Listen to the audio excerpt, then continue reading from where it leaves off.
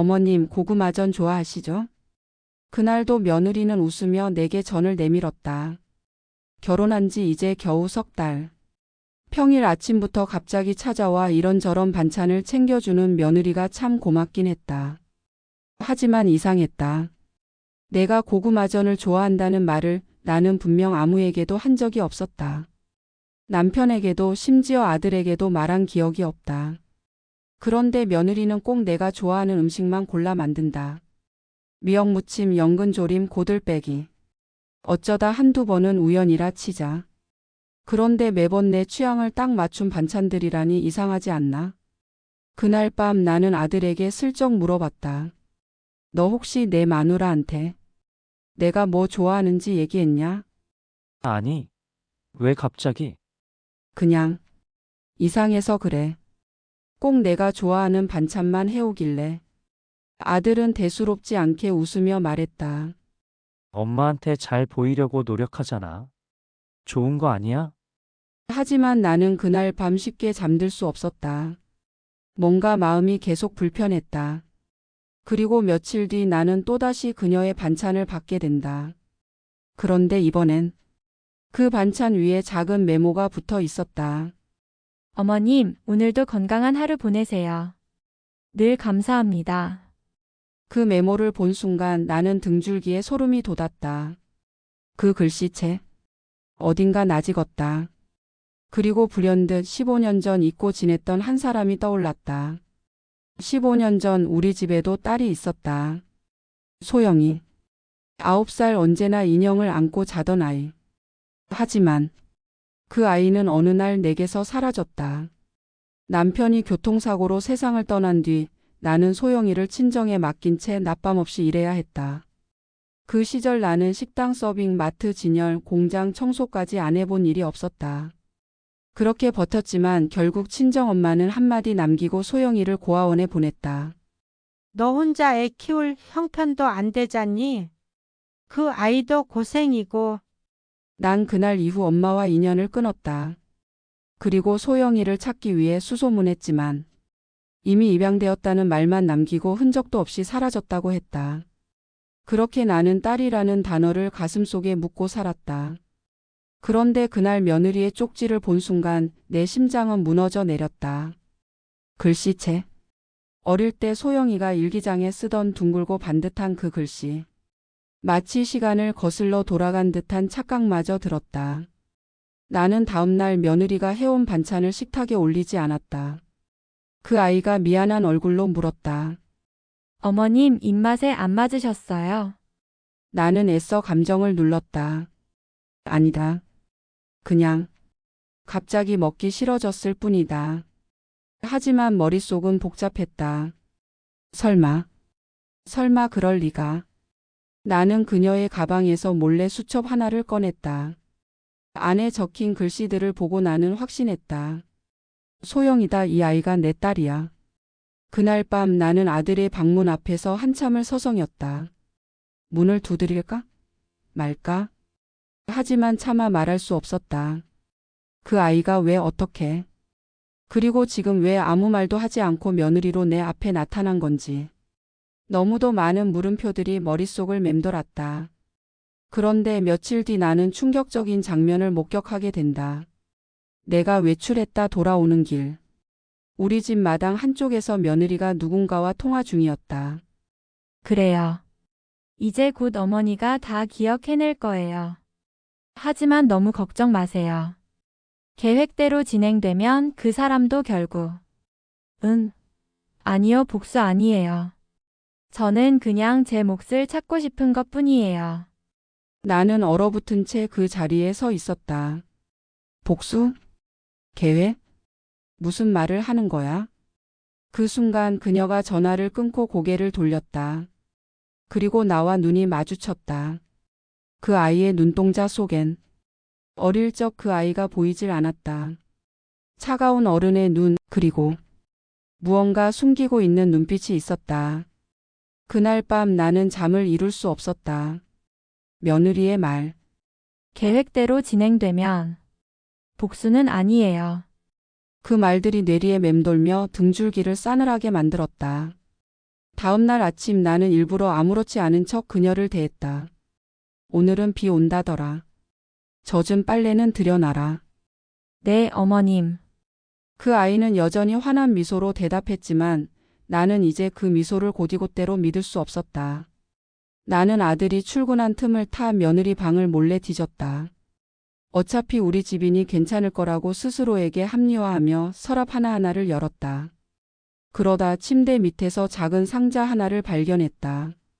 아주 오래된 사진 한 장. 그리고 낡은 손수건. 손수건엔 분홍색 실로 수놓아진 이름이 있었다.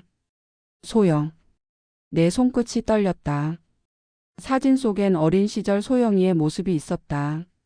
내가 잃어버린 아니 뺏겨버린 그 아이. 분명했다. 이건 소영의 물건이었다. 하지만 의문은 여전히 남았다. 왜 그녀는 내 딸이라고 말하지 않을까? 왜 아무것도 모르는 척 며느리 행세를 하며 이 집에 들어왔을까? 그 순간 뒤에서 조용히 문이 열렸다. 어머님, 찾으시는 거 그 상자예요. 나는 깜짝 놀라 고개를 들었다. 그녀는 방 입구에 서서 조용히 나를 바라보고 있었다. 미소도 없고 분노도 없었다. 그저 무표정한 얼굴이었다.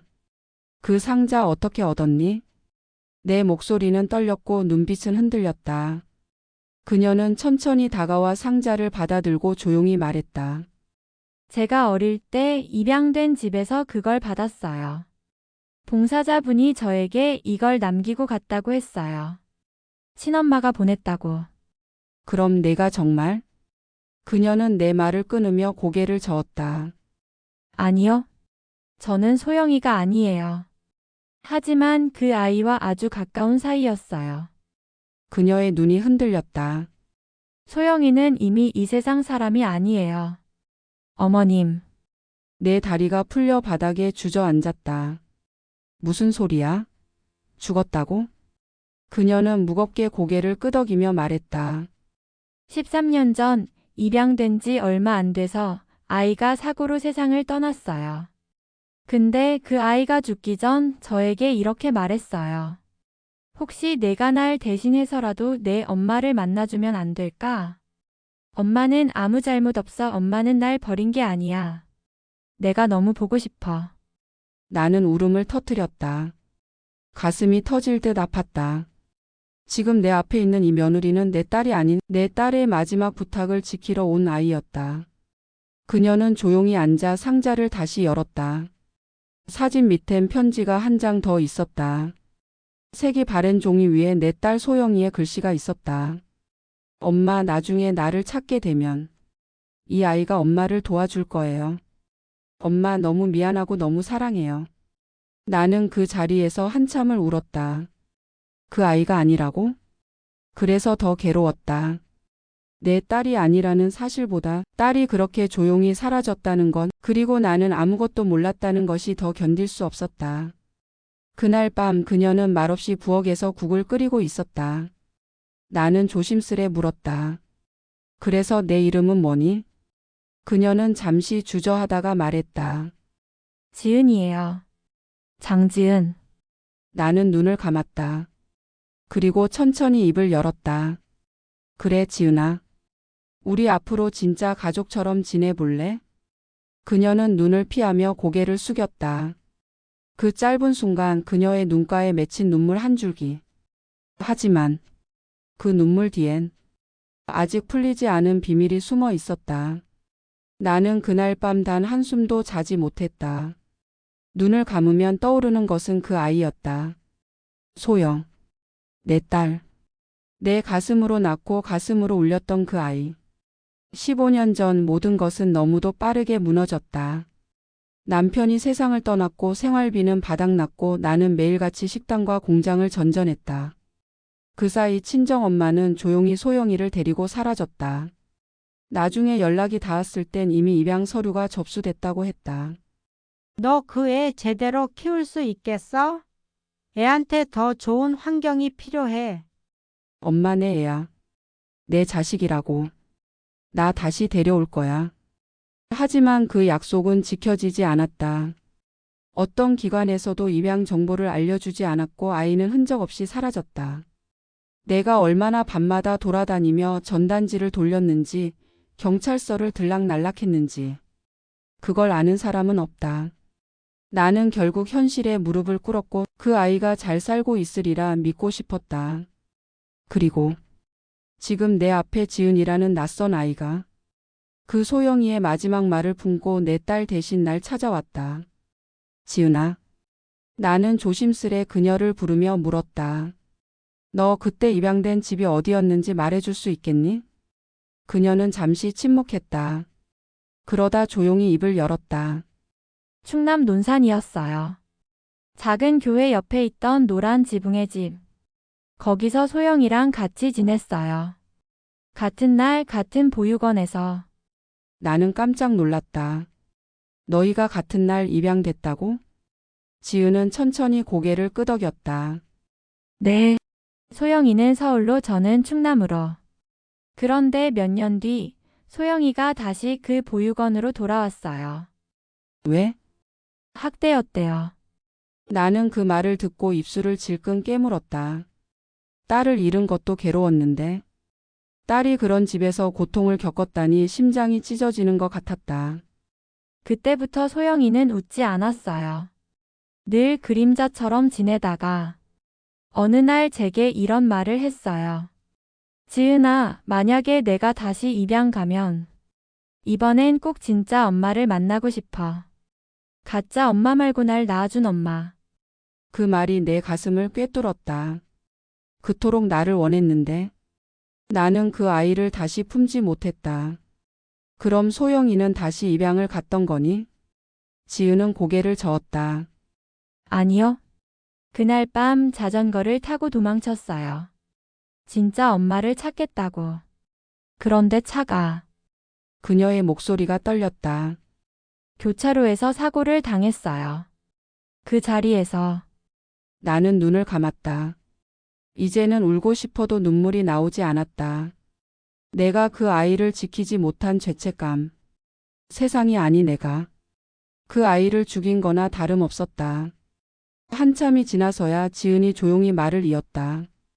그 아이가 죽기 전 마지막으로 제게 부탁한 게 있어요. 뭐라고 했니? 엄마를 미워하지 말아줘. 혹시 날 못 알아보셔도 그냥 곁에 있어줘. 그래서 전 그 아이가 된 거예요. 소영이가 못한 걸 대신 하고 싶었어요. 나는 말없이 지은의 손을 잡았다. 작은 손, 따뜻한 손. 어딘지 모르게 소영이의 체온이 느껴지는 듯 했다. 그날 밤 나는 혼자 소영이의 방으로 들어갔다. 그 방은 이미 지은이의 공간이 되었지만 나는 책상 위에 낡은 노트를 펼쳤다. 그리고 맨 마지막 장에 이렇게 썼다. 소영아, 미안하다. 그리고 엄마는 널 다시 안고 싶어. 하지만 이 감정의 고요한 물결은 곧 다시 거센 파도로 바뀌게 된다. 며칠 뒤 낯선 편지 한 통이 우리 집 앞에 놓여 있었다. 봉투 겉면엔 이렇게 적혀 있었다. 그 아이는 당신 딸이 아닙니다. 그리고 당신 아들도 그녀를 속이고 있습니다. 편지는 겉보기에 너무 평범했다. 흰 봉투, 검은 볼펜. 하지만 그 속엔 내 삶을 뒤흔들 진실이 들어 있었다. 그 아이는 당신 딸이 아닙니다. 그리고 당신 아들도 그녀를 속이고 있습니다. 손이 떨려 편지를 놓쳤다. 몇 번이고 다시 읽었다. 그 아이는 이미 내게 딸이 아니라고 말했다. 소영의 친구였고 대신 약속을 지키러 왔다고 했다. 그런데 아들까지? 우리 아들도 무언가를 숨기고 있다. 나는 곧장 거실로 나가 며느리 지은을 불렀다. 지은아, 이거 내가 쓴 거니? 그녀는 봉투를 보자마자 눈빛이 변했다. 그러고는 고개를 저었다. 아니에요, 어머님. 저 이런 편지 쓴 적 없어요. 그럼 누가 이런 걸 보낸 거지? 그녀는 잠시 망설이다 말했다. 아마도 우리 아버지일지도 몰라요. 아버지? 네. 제 양부모, 그러니까 소영이랑 같이 지내던 보육원 근처에 살던 분이 있어요. 그분은 항상 저와 소영이에게 엄마는 우리를 버렸다고 했어요. 그게 진짜니? 지은은 대답 대신 눈을 감았다. 그리고 작은 목소리로 말했다. 사실은 그분이 제게 돈을 주셨어요. 어머님 댁에 들어가면 소영이의 사진과 물건들을 가져오라고. 그 순간 온몸이 굳어버렸다. 뭐라고? 처음엔 정말 그게 다였어요. 소영이의 친구로서 마지막 유품을 찾고 싶었어요. 하지만 점점 어머님이 저를 소영이처럼 대해주셔서 욕심이 났어요. 욕심이라니? 진짜 가족이 되고 싶었어요. 나는 무너지듯 주저앉았다. 그녀는 더 말을 잇지 못하고 눈물을 흘렸다. 그리고 말했다. 하지만 진심이었어요. 밥을 지을 때도 반찬을 만들 때도 진짜 어머니처럼 대하고 싶었어요. 그녀의 눈빛은 진심이었다. 하지만 그 진심보다 먼저 나는 배신감에 몸이 떨렸다. 그날 밤 나는 아들이 돌아오기를 기다렸다. 아들은 피곤한 얼굴로 들어왔고 나는 그의 얼굴을 보는 순간 더 이상 참을 수 없었다. 너 지은이 정체 알고 있었니? 아들의 눈동자가 크게 흔들렸다. 순간적인 침묵. 그 침묵이 곧 대답이었다. 엄마 내가 말하려고 했어. 진짜야. 그런데 당신이 그 아이를 너무 좋아하길래. 너무 좋아하니까? 그래서 거짓말을 계속한 거니? 엄마가 그렇게 오랫동안 소영이를 잊지 못했잖아. 그 아이가 마지막으로 남긴 친구라고 하니까. 조금이라도 엄마 위로가 될까 싶었어. 그래서 넌 나를 속였니? 소영이도 없고 친구라는 말도 그저 계획이었고. 나를 그냥 위로 대상쯤으로 생각했니? 아들은 고개를 들지 못했다. 미안해, 엄마. 나도 지은이를 사랑하니까. 어떻게든 가족이 되게 해주고 싶었어.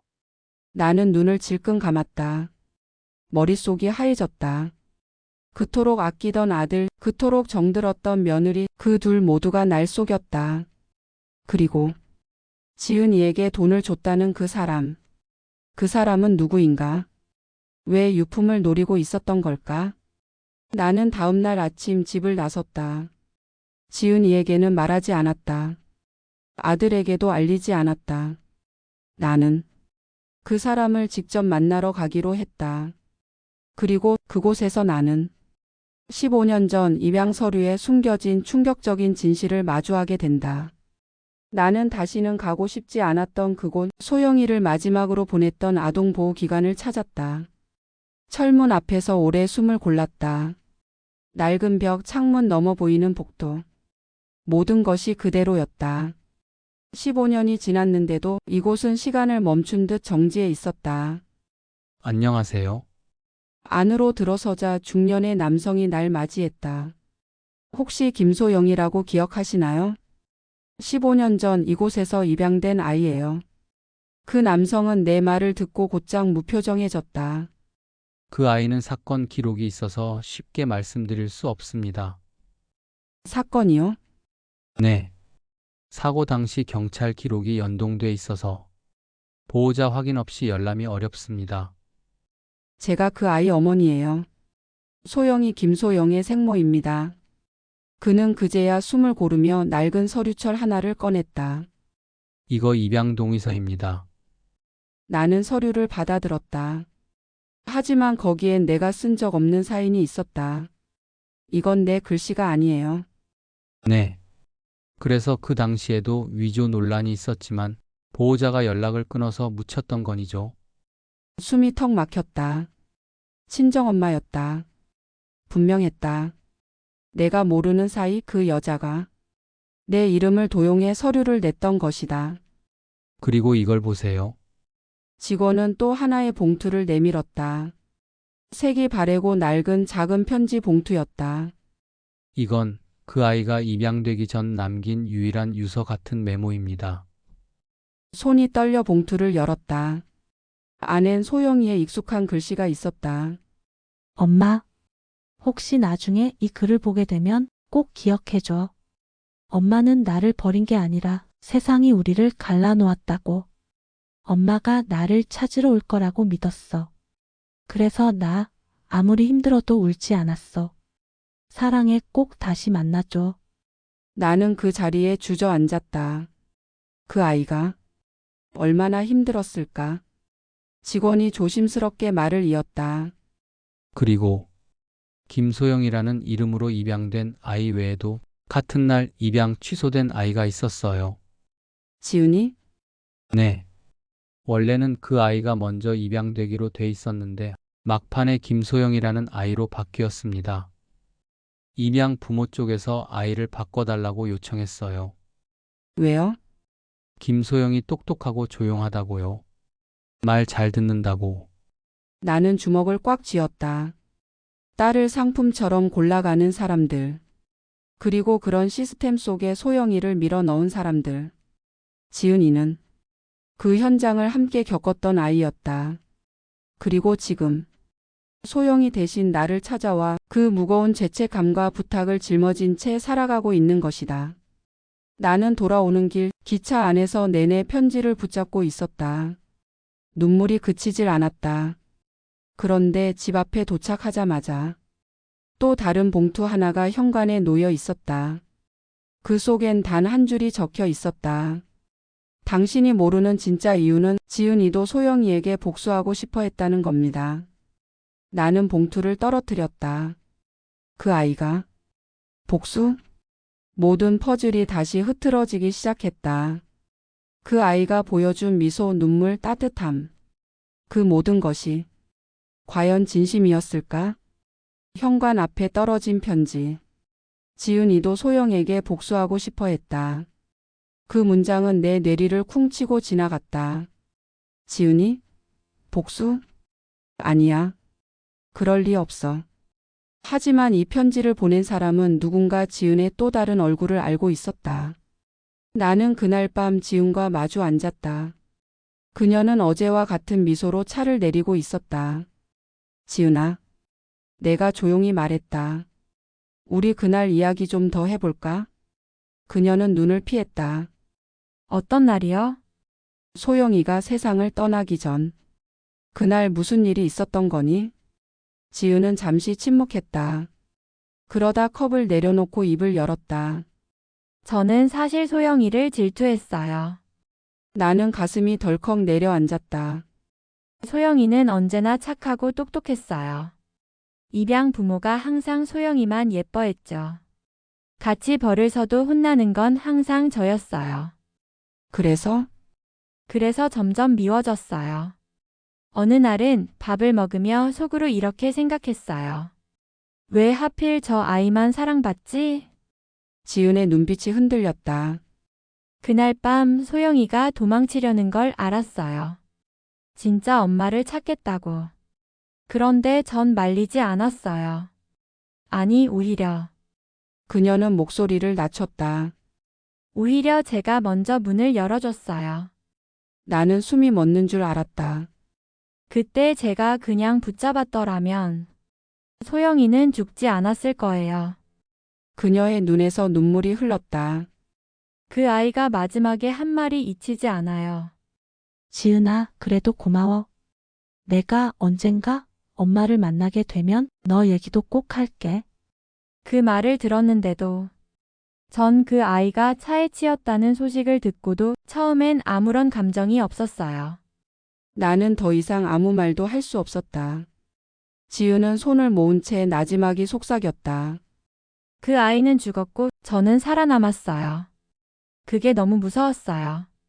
그래서 이 집에 들어온 거니? 그녀는 고개를 끄덕였다. 처음엔 그냥 마지막 부탁을 들어주려는 마음이었어요. 하지만 나중엔 저도 모르게 그 아이처럼 살고 싶었어요. 그 아이가 못 누린 엄마의 사랑, 밥상, 웃음품. 그걸 저도 받아보고 싶었어요. 그녀의 고백은 분노와 연민이 뒤섞인 칼날 같았다. 나는 그녀를 향해 말하려 했지만 목소리가 나오지 않았다. 그 순간 뒤에서 문이 열렸다. 아들이 조용히 거실로 들어왔다.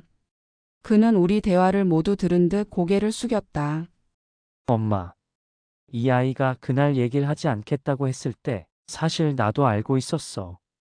하지만 말리지 않았어. 너도? 엄마가 외로워할까 봐. 엄마가 다시 웃을 수만 있다면 진실은 안 중요하다고 생각했어. 나는 마치 나 혼자만 이 세상에 남겨진 것 같았다. 내 딸은 죽었고 그 딸을 질투하던 아이는 지금 내 앞에서 울고 있었다. 하지만 나는 그녀를 미워할 수 없었다. 딸의 마지막 부탁을 지키려 했던 그 마음, 그리고 이제 와서 참회하고 있는 이 진심 앞에 나는 말없이 고개를 떨구었다. 그날 밤 나는 오래된 서랍을 열었다. 그리고 15년 전 소영이에게 쓰지 못했던 편지 한 장을 꺼냈다. 소영아, 엄마는 아직도 너를 사랑해. 그런데 내 친구 지은이도 엄마에게 소중한 사람이 되어가고 있어. 넌 괜찮겠니? 창밖엔 작은 봄비가 내리고 있었다. 마치 내 마음속 먼지를 씻어내리는 것처럼. 하지만 이 평화는 오래가지 않았다. 다음 날 아침 집 앞엔 또 하나의 편지가 놓여 있었다. 당신의 딸은 죽은 게 아닙니다. 당신의 딸은 죽은 게 아닙니다. 나는 그 문장을 수십 번 되뇌었다. 이게 또 다른 장난인가? 아니면 나를 무너뜨리려는 또 하나의 시험일까? 지은은 편지를 본 순간 얼굴이 하얗게 질렸다. 이게 무슨 뜻이에요? 소영이가 살아있다고요? 그녀는 고개를 저었지만 눈빛은 흔들렸다. 그 떨림은 분명 무언가를 알고 있다는 신호였다. 나는 조용히 물었다. 지은아, 혹시 너 그날 소영이가 진짜 죽는 장면을 본 건 아니지? 지은은 숨을 삼켰다. 그러다 고개를 돌렸다. 차에 치였어요. 사람들이 소리쳤고 앰뷸런스가 왔고 그 후에 다시는 못 봤어요. 그게 다야? 네, 나는 마음 한편에 묻어둔 희망이라는 이름의 제약을 꺼내기 시작했다. 혹시 그 아이가 살아 있었던 건 아닐까? 혹시 병원에서 다른 이름으로 살아가고 있는 건 아닐까? 나는 다시 보육원을 찾았다. 그리고 담당자로부터 뜻밖의 이야기를 듣게 된다. 사실 그날 사고를 당한 아이의 기록은 완전치 않아요. 무슨 말씀이세요? 앰뷸런스를 부른 쪽도 병원도 그 아이의 실명으로 등록하지 않았어요. 그저 길에서 발견된 아이로만 처리되었거든요. 그럼 그 아이가 소영이라는 증거는 없던 건가요? 정확히 말하면 없었죠. 당시 사고 기록엔 이름도 신원도 불명이라고 되어 있었어요. 나는 다리에 힘이 풀렸다. 소영이 살아있을지도 모른다. 그날 밤 집으로 돌아오니 지은이 거실에서 날 기다리고 있었다. 그녀는 마치 고백을 준비한 사람처럼 무거운 봉투 하나를 내밀었다. 이건 제 양부가 남긴 서류예요. 그 사람은 소영이를 죽였다고 믿었지만 사실 병원에서 그 아이를 직접 확인한 건 아니었어요. 봉투 안에는 놀라운 문건 하나가 들어 있었다. 성명 불상 여성 차량 사고 후 신원 불명으로 입원. 당시 약 8세에서 10세 추정. 기억 소실 상태. 현재 보호시설 어에 등록 중. 기억 소실? 네. 그 아이는 기억을 잃은 상태였다고 해요. 그 이후 보호시설에서 다른 이름으로 살아갔고, 우린 그걸 몰랐어요. 그럼 지금은? 2년 전까지 기록이 있어요. 그 후엔 어디로 갔는지. 나는 그 서류를 꼭 쥐며 말했다. 그럼 찾아야지. 이제라도 찾아야 해. 그 순간 지은이 조용히 말했다. 하지만 어머님, 혹시 그 아이가 엄마를 기억하지 못한다면요? 아니면 기억하고도 돌아오고 싶지 않다면요? 나는 대답하지 못했다. 그 말이 가슴을 찔렀다. 혹시 그 아이가 진짜로 날 잊고 살고 싶었던 건 아닐까? 한참을 말없이 앉아있던 지은이 조심스레 내 손을 잡았다.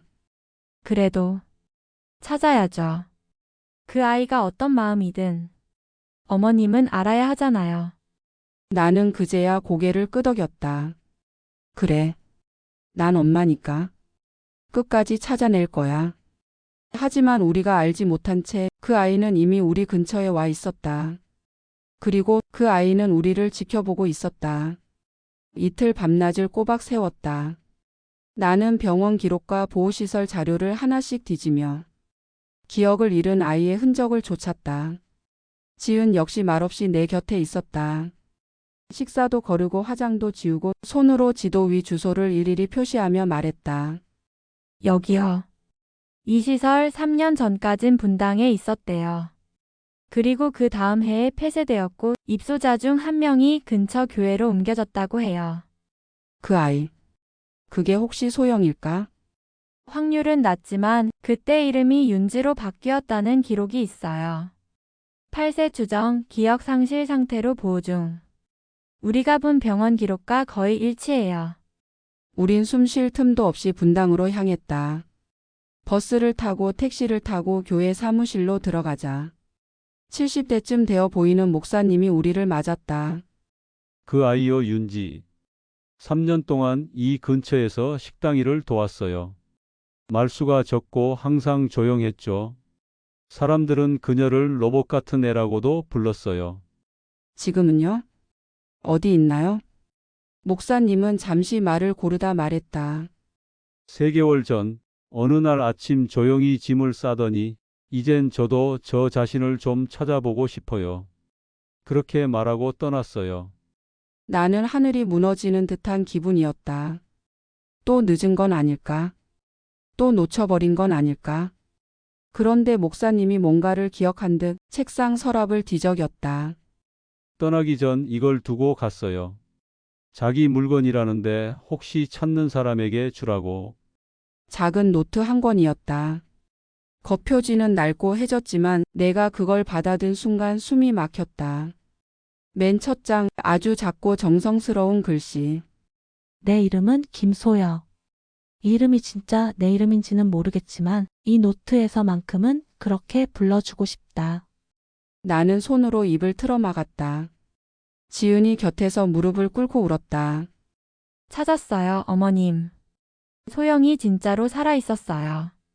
노트 속에는 소영이 겪었던 고통이 조용한 문장으로 이어져 있었다. 내가 누군지 모르겠어. 엄마가 있었던 것 같기도 하고 없었던 것 같기도 해. 하지만 가끔 꿈에서 누군가 나를 안아주던 감촉이 떠올라.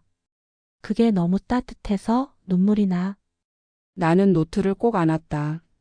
내 품이 그 아이에게 따뜻했던 기억으로 남아있다는 사실에 심장이 뭉클해졌다. 그날 밤 지은과 나는 좁은 여인숙 방에서 나란히 앉아 소영의 흔적을 읽었다. 그녀는 조용히 말했다. 어머님, 이제 정말 저도 어머님의 딸이 되고 싶어요. 그 어떤 거짓도 없이. 나는 천천히 그녀의 손을 잡았다.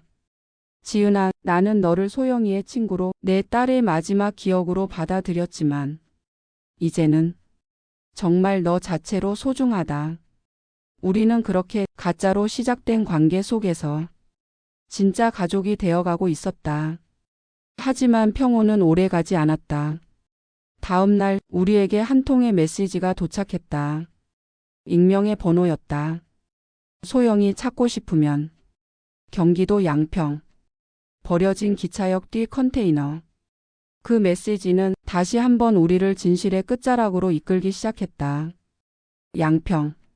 시외버스를 3번 갈아타고 우리는 오래전 폐쇄된 기차역에 도착했다. 기차가 다니지 않는 그 철길은 잡초와 녹슨 레일만 남아 있었고 역사 뒤편엔 컨테이너 박스 몇 개가 줄지어 있었다. 우리는 그중 하나의 문 앞에 섰다. 지은이 조용히 물었다. 혹시 몰라요. 그냥 누군가의 장난일 수도 있어요. 나는 천천히 고개를 저었다. 아니야. 느낌이 그래. 이번엔 진짜야. 덜컥. 문을 열었다. 안에는 작은 조리대와 싱크대 그리고 나무 밥상이 있었다. 밥상 위엔 며칠은 되어 보이는 밥그릇과 수저. 그리고 한 여자가 등을 돌리고 앉아 있었다. 나는 심장이 멎는 줄 알았다. 흐트러진 머리카락, 앙상한 어깨, 그리고 익숙한 뒷모습. 소영아? 그녀는 천천히 고개를 돌렸다. 초점 없는 눈동자. 그리고 낯선 표정. 나는 그 자리에 얼어붙었다. 엄마? 그녀가 작게 중얼렸다. 나는 숨도 못 쉬고 그대로 달려가 안았다. 소영아, 엄마야. 엄마가 널 찾으러 왔어. 15년 동안 하루도 널 잊은 적이 없어. 그녀는 내 품에서 천천히 몸을 풀며 말했다. 엄마는 나를 버린 줄 알았어. 나는 그대로 무너졌다. 아니야, 아니야, 소영아. 엄마는 절대 널 버린 적 없어. 소영은 조용히 눈을 감고 입을 열었다. 그날 기억이 나요. 트럭에 실려 어딘가로 끌려가던 길. 울면서 엄마를 찾았는데 엄마는 안 보였어요. 그녀의 눈물이 볼을 타고 흘렀다. 그리고 병원에서 깨어났을 때 사람들이 나를 윤지라고 불렀어요. 그래서 난 그렇게 살았어요. 윤지로, 남의 이름으로. 나는 그녀의 손을 꼭 쥐었다. 그게 엄마 잘못이야. 엄마가 약해서 너를 지켜주지 못했어. 지은은 멀찍이 떨어져 그 장면을 지켜보다가 조용히 다가와 말했다. 소영아, 미안해. 소영은 지은을 똑바로 바라보았다. 지은아, 그날 내가 문을 열지 않았다면, 내가 그 길을 가지 않았다면 소영은 고개를 저었다. 아니야. 넌 내 친구였어. 그리고 지금도 가장 고마운 사람이야. 두 사람은 조용히 손을 맞잡았다. 말이 없었다. 하지만 그 순간 모든 감정이 흐르고 있었다. 그날 밤 우리는 그 낡은 컨테이너 안에서 처음으로 셋이 함께 밥을 먹었다. 김이 나는 밥, 간장 계란장, 묵은지 조림, 그리고 된장국. 소영이 조용히 수저를 들었다. 이거 예전에 엄마가 해줬던 그 맛 같아요. 나는 울컥했다. 기억나는구나. 소영은 고개를 끄덕이며 말했다. 어릴 땐 몰랐는데 이게 그리운 맛이었네요. 우리는 셋이서 아무 말 없이 식사를 했다. 세상에서 가장 따뜻한 그리고 가장 늦게 찾아온 밥상이었다. 하지만 평화는 오래가지 않았다. 소영은 조심스레 입을 열었다. 사실 엄마, 저 당신을 원망했었어요. 나는 고개를 들었다. 그 기억이 점점 돌아오면서 한편으론 당신을 미워했고 다른 한편으론 너무 그리웠어요. 그래서 나 복수할 생각도 했어요. 나는 그 말을 들으며 숨이 멎는 듯 했다. 하지만 지금은 알아요. 엄마가 날 버린 게 아니라 세상이 우리를 찢어놓은 거라는 걸요. 나는 조용히 말했다. 그래도 내가 그렇게 느낀 건 엄마 잘못이야. 그 모든 걸 엄마가 받아들일게. 소영은 눈을 감았다. 그 말 듣고 싶었어요. 엄마가 날 다시 안아주는 걸. 나는 그녀를 꼭 끌어안았다. 마치 시간을 거슬러 돌아가듯 그날의 품으로. 그날 밤 소영은 말했다. 엄마, 이제 집으로 가요. 우리 다시 시작해요. 그리고 그 순간 컨테이너 문 밖에서 누군가 그 장면을 지켜보고 있었다. 그 그림자 속에서 또 다른 진실이 움직이고 있었다. 그날 밤 우리가 모녀로 다시 손을 잡던 그 순간 컨테이너 문 밖 누군가가 조용히 발걸음을 옮기고 있었다. 작고 날렵한 체구, 후드티에 가려진 얼굴. 그 사람은 어둠 속으로 사라졌다. 다음 날 아침 소영은 말없이 창밖을 바라보고 있었다. 햇빛이 비치는 얼굴은 평온해 보였지만 나는 느낄 수 있었다. 그 아이가 무언가를 숨기고 있다는 것을. 나는 조심스레 물었다. 소영아, 혹시 어젯밤 누가 근처에 있었던 거 아니니? 그녀는 놀란 듯 고개를 들더니 짧게 단호하게 말했다. 아니요. 저희밖에 없었어요. 하지만 그때 지은이 급히 문을 열고 들어왔다. 손엔 조그만 USB가 들려 있었다. 어머님, 기차역 뒤편 폐창고에 CCTV가 남아있더라고요. 그걸 관리자한테 부탁해서 받은 거예요. 우린 숨을 죽인 채 노트북에 USB를 꽂았다. 밤 9시 42분. 컨테이너를 멀찍이서 지켜보던 한 남자가 포착됐다. 카메라 앵글은 흔들렸지만 그 얼굴은 낯설지 않았다. 나는 화면을 멈추고 속삭였다. 저 사람. 소영이 아빠 친구였어. 지은이 놀란 눈으로 되물었다. 친구요? 응. 우리 남편. 그러니까 소영이 아빠가 살아있을 때 사업을 같이 했던 사람이야. 그리고 그 사람은 나는 숨을 삼켰다. 소영이 입양을 주도했던 인물 중 한 명이야. 15년 전 나는 두 아이를 키우며 외벌이로 힘겹게 살고 있었다. 그러다 남편이 사고로 세상을 떠났고 생활이 무너졌다. 그때 그 사람이 나타났다. 아이를 제대로 키우고 싶으면 좋은 사람에게 보내야 해. 그는 마치 구세주인 척 다가왔고 친정엄마까지 그의 말에 넘어갔다. 부잣집에서 잘 키울 수 있어. 소영이는 똑똑하니까 더 좋은 기회를 줘야지. 그 말이 결국 내 아이를 앗아갔다. 소영아. 나는 조용히 아이의 손을 잡았다. 그 사람. 기억나니? 소영은 잠시 망설이다가 고개를 끄덕였다. 그 사람이 그날 차에 태웠어요. 뭐라고? 그는 내 엄마가 널 보냈다고 했어요. 그래서 안심하고 따라갔어요. 그런데 소영은 입술을 깨물었다. 차 안에서 전화를 하더라고요. 애는 태웠어. 주소만 넘기면 되지. 그때 알았어요. 엄마가 보낸 게 아니라는 걸. 나는 피가 거꾸로 솟는 기분이었다. 그런데 왜 그걸 지금껏 말하지 않았니? 소영은 고개를 숙이며 조용히 말했다. 그 사람이 지난 1년 동안 저를 찾았어요. 가끔 멀리서 지켜보기도 했고 식당 앞에 쪽지를 두고 가기도 했어요. 뭐라고? 넌 날 봤잖아. 괜히 입 열었다가 너도 네 엄마도 다친다. 그 아이는 혼자 두려움 속에서 1년을 버티고 있었던 것이다. 그 순간 지은이 자리에서 벌떡 일어났다. 안 돼요. 이건 그냥 넘어가선 안 돼요. 그 사람. 우릴 속였고 소영이를 팔아넘긴 사람이에요. 나는 손을 꽉 쥐었다. 분노가 치밀었다. 그리고 동시에 무서웠다. 하지만 이번엔 도망치지 않기로 했다. 지은아, 나는 조용히 말했다. 그 사람, 우리가 먼저 찾아가자. 소영이 눈을 떴다. 엄마, 괜찮겠어요? 나는 고개를 끄덕였다. 엄마니까. 이제는 끝까지 지킬 거야. 그날 밤 USB 속 마지막 영상이 끝날 무렵 그 남자가 핸드폰을 귀에 대고 무언가를 속삭였다.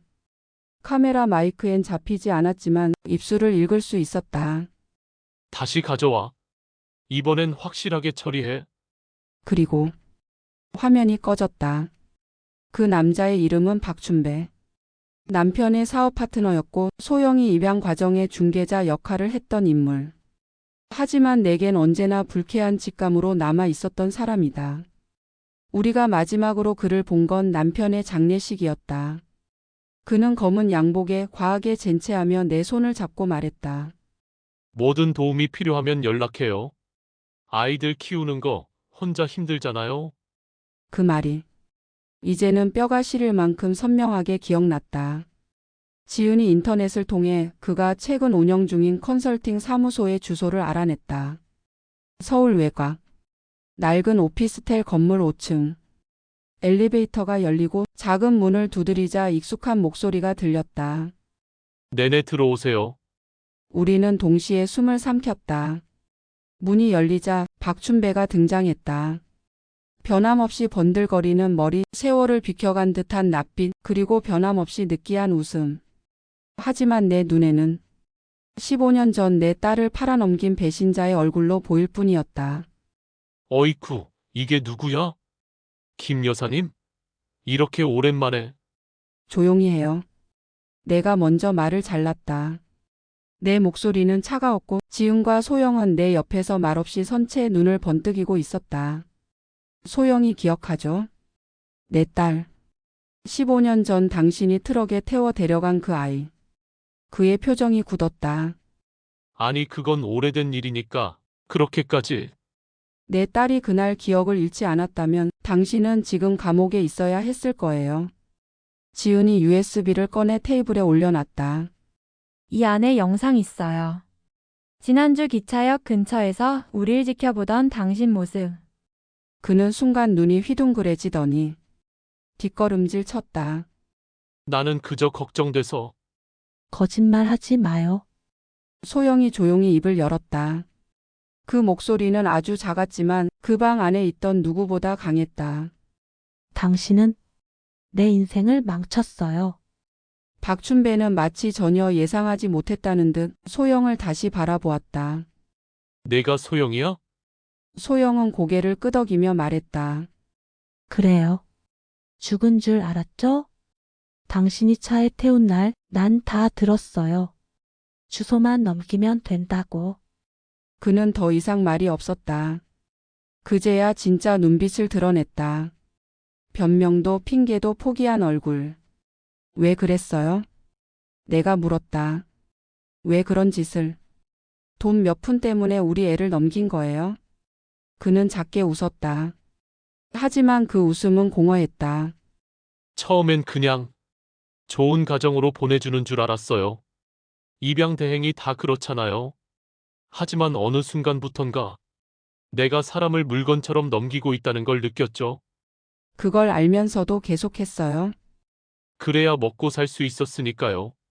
내가 망하면 너희 남편이 남긴 빚도 더 커지고 당신도 애 데리고 더 힘들어질 테니까. 나는 이를 악물었다. 그게 당신이 한 짓을 정당화해요? 내 딸을 그렇게 거래해놓고? 박춘배는 시선을 피했다. 그 아이 죽은 줄 알았어요. 그날 뉴스에도 나왔고 난 그렇게 정리된 줄 알았죠. 그래서 1년 전부터 또 나타난 거예요. 다시 데려갈 수 있나 싶어서. 지은이 날카롭게 물었다. 그는 대답 대신 입술을 깨물었다. 소영은 말없이 일어나 그를 향해 다가섰다. 그리고 조용히 말했다. 당신, 날 죽인 거예요. 그 말에 그 누구도 입을 열 수 없었다. 소영은 조용히 가방에서 종이 하나를 꺼냈다. 병원 진단서였다. PTSD, 잦은 공황, 분열성 불면장애. 이게 내가 당신 덕분에 안고 살아온 병이에요. 15년을요. 그 순간 박춘배의 눈가에 처음으로 진짜 당황이 스쳤다. 하지만 난 당신을 고소하지 않을 거예요. 그는 고개를 들었다. 뭐? 대신 내가 당한 만큼 당신도 세상 앞에 죄를 드러내세요. 당신이 넘긴 아이들, 그 중에 살아있는 애들이 있다면 모두 기록을 내놔요. 그걸 내가 왜? 지금 당장 하지 않으면 이 영상과 녹음 파일, 당신 과거 거래 내역까지 다 세상에 공개할 거예요. 지은이 노트북을 들고 일어섰다. 일주일 줄게요. 우린 지켜볼 거예요. 그날 사무실을 나서는 발걸음은 15년 전 내 자신을 꺼내는 길이기도 했다. 눈물이 났다. 하지만 이번엔 후회의 눈물이 아니라 끝까지 싸운 사람의 눈물이었다. 그날 이후 우리 셋은 한참 동안 말을 줄였다. 박춘배를 마주한 그 시간은 그저 과거를 직시하는 일이 아니었다. 우리가 지금까지 버텨온 상처들을 하나씩 꺼내 마주보는 일이었다. 소영은 사흘 동안 거의 말을 하지 않았다. 아침엔 멍하니 창밖을 바라보다 혼자 공원 산책을 나갔다가 조용히 돌아와 방 안에 앉아있곤 했다. 처음엔 걱정됐다. 그 아이가 다시 과거로 잠식되는 건 아닐까? 감정의 문을 다시 닫아버리는 건 아닐까? 하지만 넷째 날 아침 소영이 먼저 내게 다가왔다. 엄마, 우리 집 다시 고쳐볼 수 있을까요? 나는 잠시 말을 잊었다. 집이요? 응. 어릴 때 살던 그 집. 그냥 가서 한 번만 보고 싶어요. 나는 천천히 고개를 끄덕였다. 그리고 그날 오후 우리 셋은 오랜만에 손을 잡고 소영이 어린 시절이 남아있는 동네로 향했다. 그곳은 이미 아파트 단지로 바뀌고 있었지만 우리 집이 있던 골목 한 귀퉁이는 아직 그대로 남아 있었다. 하얀 담벼락, 녹슨 우편함, 그리고 아직도 김가네라고 적힌 문패. 소영은 그 앞에 서서 조용히 속삭였다. 여기서 엄마가 된장찌개 끓였던 냄새가 나요. 나는 목이 메어 고개를 숙였다. 지금도 기억해요. 그날 엄마가 머리 쓰다듬어 주면서 우리 소영이 착하지 말해줬던 거. 지은은 조용히 그 옆에 섰다. 난 없었던 기억인데 왜인지 같이 느껴져요. 소영은 웃었다. 우리가 같이 살아갈 기억이 생기고 있으니까 그런 거야. 그날 우리는 비어있는 집 앞에 서서 오래도록 말을 나누었다. 그리고 며칠 뒤 나는 조용히 아들에게 전화를 걸었다. 엄마야, 우리 집 지은이랑 소영이랑 같이 다시 살아보면 어떨까? 아들은 한동안 침묵하더니 말했다. 엄마가 원하시면 난 괜찮아. 지은이도 나도. 그동안 너무 많은 걸 숨겼잖아. 이제 솔직해지고 싶어. 그 말에 눈물이 났다. 가족이란 진실 앞에서 서는 용기에서부터 다시 시작되는 거구나. 우린 결국 새 집을 얻었다. 서울 외곽의 작고 단정한 전원주택. 거실 벽엔 소영이 직접 쓴 손글씨 액자가 걸렸다. 함께라서 집이고 기억이 함께 살아가는 곳이라서 가족이다. 지은은 요리를 배우기 시작했다. 나와 소영은 꽃을 심었다. 그리고 주말이면 셋이 함께 된장찌개에 밥을 말아 먹었다. 어느 날 소영이 내게 말했다. 엄마, 나 이제 치료 받으려고 해요. 오래 걸릴지도 몰라요. 근데 이젠 두렵지 않아요. 왜? 엄마가 있으니까. 그리고 지은 언니도 있고. 나는 소영을 꼭 안아주었다. 15년 전 그 아이를 잃어버렸을 땐 모든 세상이 무너졌다고 생각했지만 지금 우리는 다시 집을 짓고 있었다. 과거는 지울 수 없지만 그 위에 새로운 내일을 쌓아 올릴 수 있다는 걸 우리는 배워가고 있었다. 그리고 평온했던 어느 날 한 통의 편지가 도착했다. 죄를 기록한 목록을 전달합니다. 그리고 사죄의 의미로 입양 기록 전체를 공개합니다. 보낸 사람 박춘배. 편지 봉투를 뜯자 그 속에는 뜻밖의 이름이 있었다. 김소영 윤지 외. 한 명 추가 생존 기록 있음. 지은이 봉투를 들고 중얼거렸다. 이게 무슨 뜻이죠? 나는 느리게 고개를 들었다. 그리고 속삭였다. 소영이 말고 우리가 잊고 있던 누군가가 또 있다는 거야. 편지 속 종이 한 장. 김소영 윤지 외 한 명 추가 생존 기록 있음. 나는 그 문장을 가만히 읽었다. 가슴이 다시 뛰기 시작했다. 소영 하나로도 가득 찼던 내 인생에 또 다른 아이가 있었다. 지은은 조용히 물었다. 어머님, 혹시 소영이 외에 또 다른 아이와 인연이 있으셨나요? 나는 고개를 저었다. 아니야.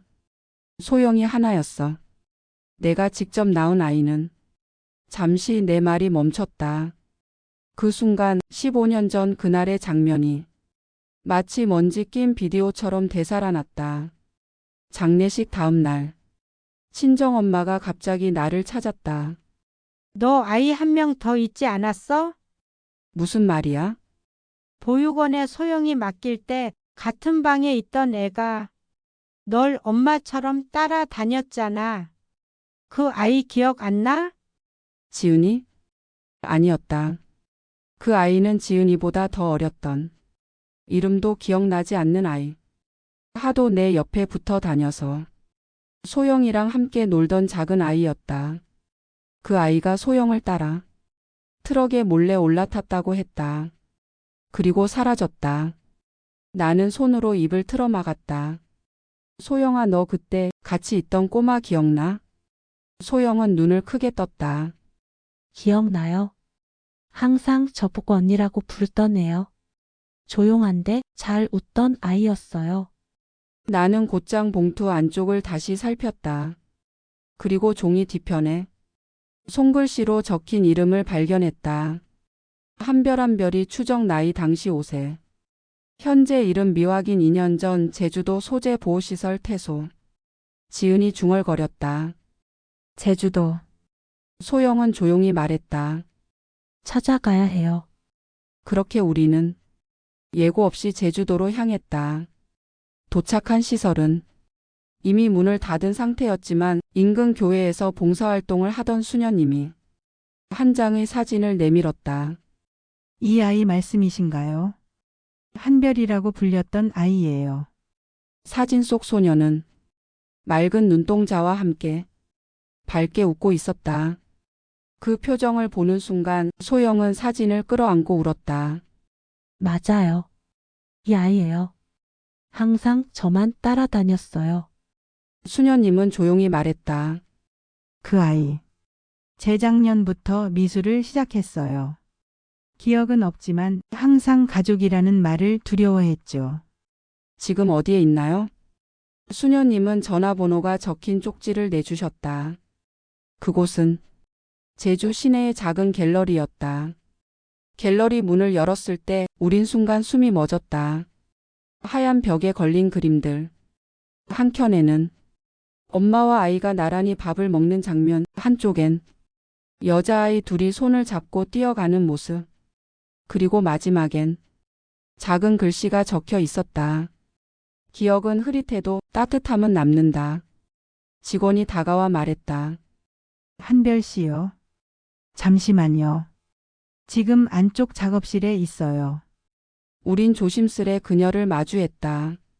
19살, 키가 작고 수줍은 인상. 하지만 눈빛만큼은 깊고 단단했다. 소영은 조심스레 다가가 작은 목소리로 말했다. 혹시 날 기억해? 한별은 잠시 머뭇거리더니 사진 속의 소영을 바라보며 말했다. 언니? 소영은 그 말을 듣고 눈을 감았다. 그래 나야. 너랑 같이 그 차에 탔던 사람. 한별은 아무 말 없이 소영의 품에 안겼다.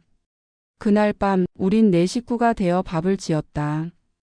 된장국을 끓이고 묵은지를 자르고 계란을 부쳤다. 밥상이 차려지자 한별이 조용히 말했다. 처음이에요. 이렇게 많은 사람과 같이 밥 먹는 거. 나는 눈물을 삼키며 말했다. 이건 우리의 첫 번째 밥상인 동시에 가장 마지막 아픔을 함께 보내는 밥상이야. 그리고 그날 밤 우리는 함께 자고 함께 웃고 함께 울었다. 며칠 후 집 앞 마당에는 네 사람의 이름이 적힌 화분이 놓였다. 소영이의 화분 그리움, 지은이의 화분 용기, 한별이의 화분 기억, 엄마의 화분 사랑. 이제 우린 진짜 가족이다. 피로 맺어진 관계가 아니라 삶으로 이어진 인연. 상처와 진실을 넘어 함께 손잡고 살아가는 사람들. 그게 우리가 만든 마지막 이야기였다. 가족이란 처음부터 완벽한 모양으로 주어진 게 아니라 상처를 껴안고 오해를 풀어내고 눈물 너머에서 다시 손을 내미는 사람들과 만들어가는 것인지도 모릅니다. 그리고 그렇게 함께 만든 삶은 피보다 더 깊고 이름보다 더 단단한 우리라는 집이 됩니다.